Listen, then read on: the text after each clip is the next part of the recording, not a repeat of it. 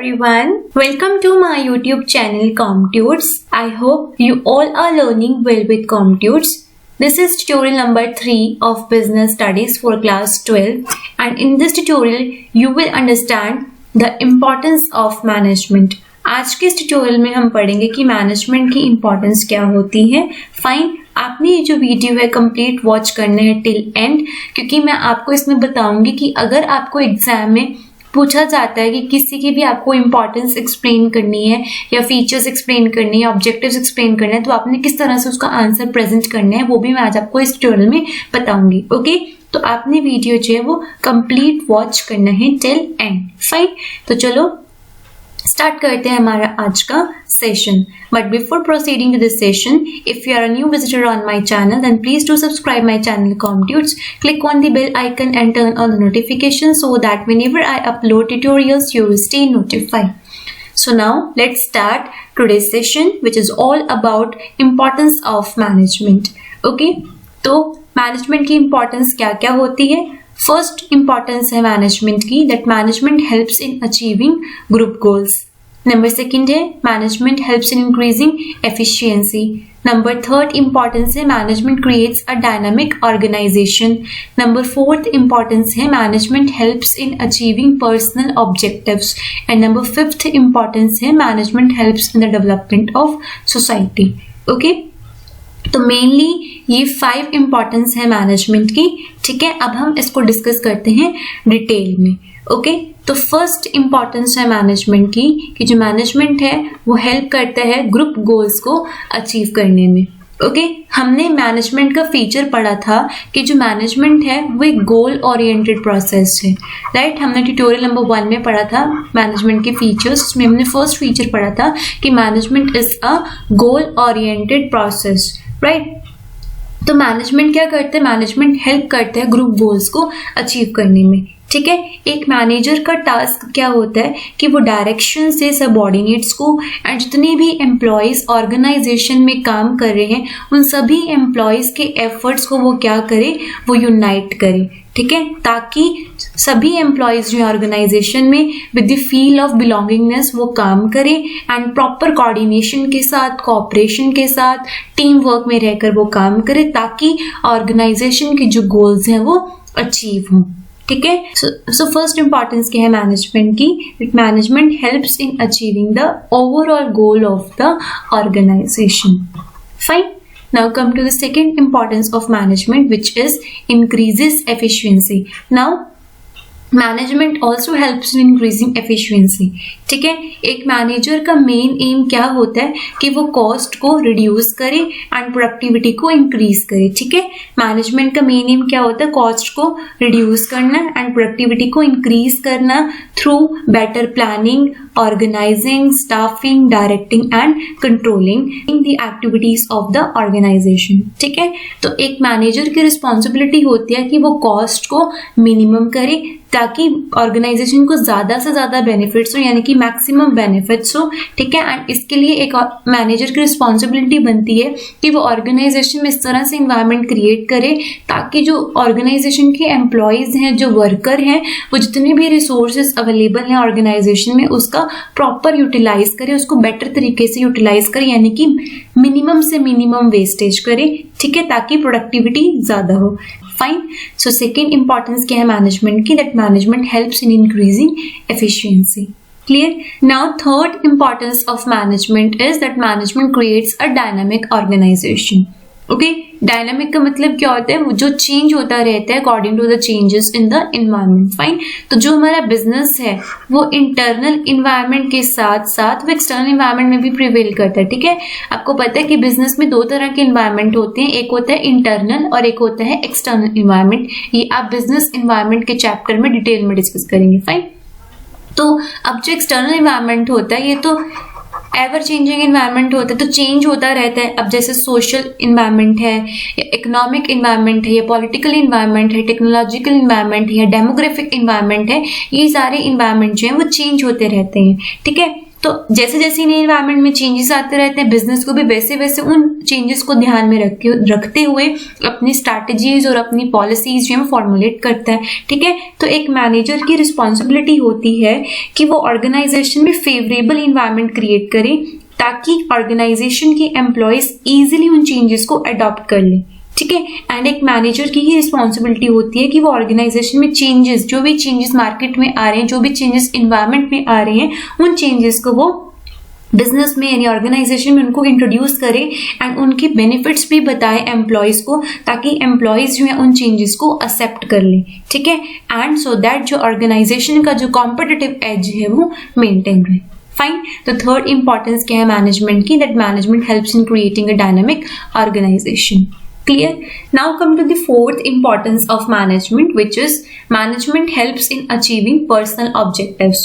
देखो, management help करता है जो भी पर्सनल यानी जो भी इंडिविजुअल, जो भी एम्प्लॉयज ऑर्गेनाइजेशन में काम कर रहे हैं, उनके भी ऑब्जेक्टिव्स को अचीव करने में मैनेजमेंट हेल्प करता है। ठीक है, हर एम्प्लॉय जो भी ऑर्गेनाइजेशन में काम करता है उसका क्या ऑब्जेक्टिव होता है, सब देखो जितने भी एम्प्लॉयज ऑर्गेनाइजेशन को ज्वाइन करते हैं सबका डिफरेंट डिफरेंट इंडिविजुअल ऑब्जेक्टिव होता है। ठीक है, जैसे हमने ऑब्जेक्टिव्स ऑफ मैनेजमेंट मैंने आपको समझाया था पर्सनल ऑब्जेक्टिव्स में कि जैसे कुछ एम्प्लॉयज इसलिए ज्वाइन करते हैं फाइनेंशियल नीड्स के लिए ताकि उनको अच्छी खासी सैलरी मिल जाए और अपने फैमिली का खर्चा जो है उसको उठा सके। कुछ लोग सोशल नीड्स को फुलफिल करने के लिए ऑर्गेनाइजेशन को ज्वाइन करते हैं। ठीक है, तो हर एम्प्लॉय का इंडिविजुअल ऑब्जेक्टिव जो है वो डिफरेंट होता है।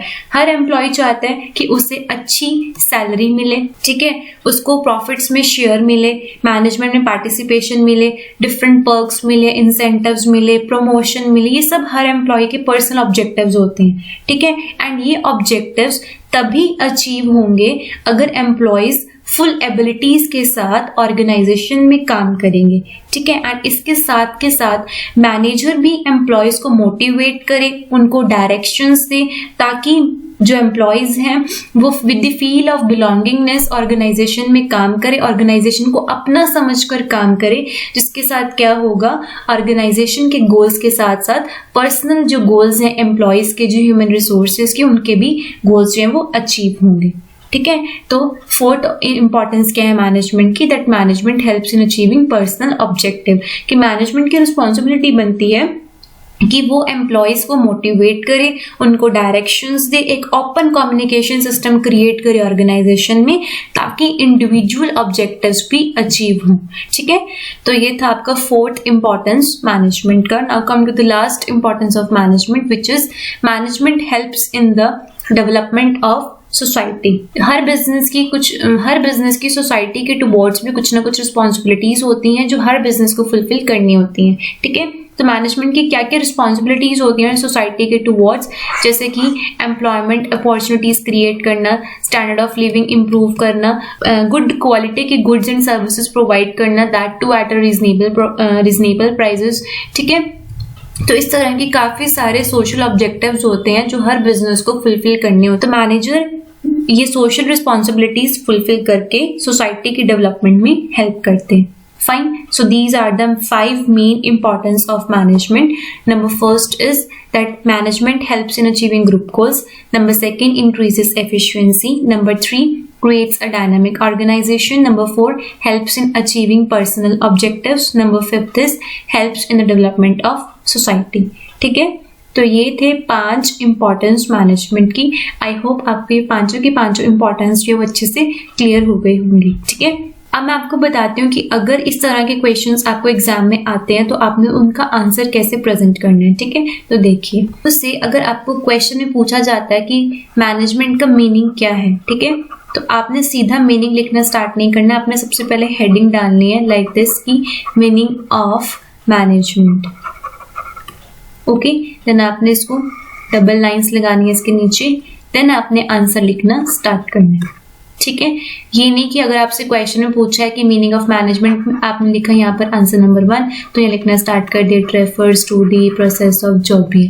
ऐसे नहीं करना, आपने पहले हेडिंग डालनी है, पहले आपने लिखना आंसर नंबर 1 बड़ा बड़ा, फिर आपने हेडिंग डालनी है मीनिंग ऑफ मैनेजमेंट, देन आपने अपना आंसर एक्सप्लेन करना है। ठीक है, सिमिलरली अगर आपसे डेफिनेशन पूछी जाती है तो अगेन आपने ऐसे ही करना है, डेफिनेशन ऑफ मैनेजमेंट।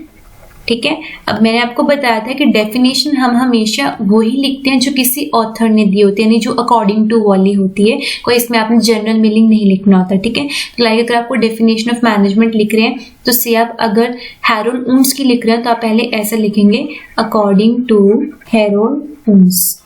ओके, फिर यहाँ पर कॉमा, देन आप इन्वर्टेड कॉमा से डेफिनेशन स्टार्ट करेंगे एंड इन्वर्टेड कॉमास में ही इसको एंड करेंगे। ठीक है, ये जो आपकी राइटिंग स्किल्स होती हैं बहुत ज़्यादा इंपॉर्टेंट होती हैं एग्जाम में, यही चीज़ें जो है आपकी नोट करी जाती हैं कि बच्चे ने किस तरीके से अपना आंसर लिखा है। फाइन, तो ये था अपने मीनिंग कैसे लिखना है एंड डेफिनेशन कैसे लिखना है। ठीक है, अब हम समझते हैं कि अगर फीचर्स या इंपॉर्टेंस या ऑब्जेक्टिव्स आ जाए उसको आपने कैसे लिखना है। देखो, जो ऑलमोस्ट स्टूडेंट्स करते हैं वो क्या करते हैं, सबसे पहले वो क्या करते हैं, जैसे फर्स्ट फीचर क्या या फर्स्ट ऑब्जेक्टिव इंपॉर्टेंस, जैसे हमने इंपॉर्टेंस करा तो ये डिस्कस कर लेते हैं कि helps in achieving group goals. ठीक है, लिखना स्टार्ट कर दिया helps in achieving group goals, कुछ नहीं ना डायग्राम बनाना, ऊपर मेन हेडिंग डालिए कि आप क्या एक्सप्लेन करें, सीधा लिखना स्टार्ट कर दिया। इस तरह से आपको मार्क्स नहीं मिलते हैं। ठीक है, अगर आपको इस तरह के क्वेश्चंस एग्जाम में पूछे जाते हैं तो आपने इनकी आंसर कैसे करने हैं। देखो, अगर आपको पेपर में इंपॉर्टेंस आ जाती है, ठीक है, तो आपने सबसे पहले बड़ा बड़ा लिखना है इम्पॉर्टेंस ऑफ मैनेजमेंट, जो भी आपका आंसर नंबर होगा पहले वो लिखेंगे, देन आप हेडिंग डालेंगे इम्पॉर्टेंस ऑफ मैनेजमेंट। ओके, फिर आपने इसके नीचे लगानी है डबल लाइंस, जिससे भी आप करते हैं अच्छे से लिखना है। आपने यहाँ तो इतना अच्छे से नहीं लिखा जा रहा, लिख दिया। देन आप पहले अपने डायग्राम में प्रेजेंट करना है। ठीक है, यानी आपने यहाँ पर एक सर्कल बना लेना है, इम्पॉर्टेंस लिखी, इम्पॉर्टेंस ऑफ मैनेजमेंट लिखा है इसके बीच में, फिर आपने लाइंस लगानी है। ये फर्स्ट पॉइंट आएगा आपका, जिससे increases efficiency. Okay, then number second है helps in achieving group goals. Okay, then number three है creates a dynamic organisation. Then number four है helps in achieving personal objectives and number five है helps in development of the society. क्योंकि मैंने यहाँ थोड़ा short form में लिखा है, बट आपने इसको प्रॉपरली एक्सप्लेन करना है, मतलब पूरे टर्म्स लिखनी है। ठीक है, तो इस तरह से आपने इसका जो है डायग्राम में बनाकर हर आंसर्स जो है आपने प्रेजेंट करने हैं। एंड अगर आप इस तरह से आंसर्स की प्रेजेंटेशन करेंगे you will definitely score good marks in your exam. ठीक है, अगर आपको एक क्वेश्चन ब्रीफली एक्सप्लेन करने में आता है तो पहले तो आपने इसका ये डायग्राम बना देना है। ठीक है, जब आप इसका डायग्राम बना देंगे तो उसके बाद आपने इसको, इनके जो सारे पॉइंट्स हैं तब आपने इनको एक्सप्लेन करने हैं डिटेल में। ठीक है, तो ये आपकी जो राइटिंग स्किल्स होती हैं बहुत ज़्यादा मायने रखती हैं जब आप बड़ी क्लासेस में आ जाते हैं। फाइन, तो ये एक छोटी सी टिप थी आपके लिए, आई होप ये आपके लिए हेल्पफुल रहेगी। And so this was all about today's session. अगर आपको ये वीडियो, ये ट्यूटोरियल जो है वो अच्छा लगा, आपके लिए हेल्पफुल रहे, so please do share your valuable feedback in the comment section. And also don't forget to subscribe my channel COMMTUTS. Hit the like button, share this video with your friends and your classmates too. Bye bye, take care, have a great day ahead, study smart and stay motivated.